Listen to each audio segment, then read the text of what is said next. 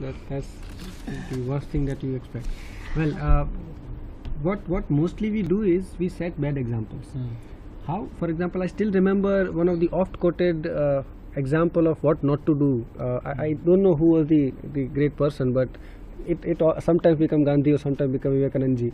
The example is that there was a mother and she has a problem that my son is eating jaggery, and so much that it creates the problem for his stomach. So what should I do? Come after a week. And then after a week, Gandhiji or oblique Vivekananda or Ramakrishna ji said that don't eat jaggery. And mother curiously asked that why didn't you say the same before a week?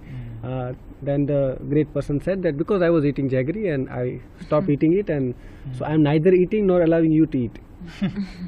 I don't know why, but I found this example of negation. Can we convert this example into something which we do and like you also to do? Storytelling, for example. I love stories, and if I love stories, I always like to tell stories, and obviously this love can be seen reflected in my expression and would be then contagious.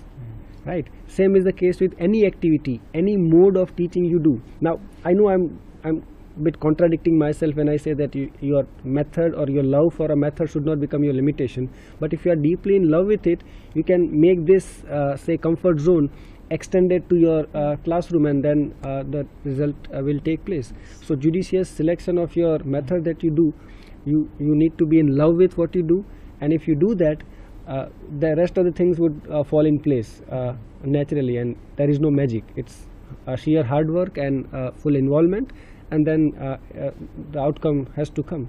So it's not speaking very ideally, but this is the minimum what I think at present. What other thing that come in my mind is that to be vigilant, the right word used by ma'am, that you have to be vigilant, right, throughout the process, right. The moment you fell asleep or you were out of focus, you will find blunders happening in and around you.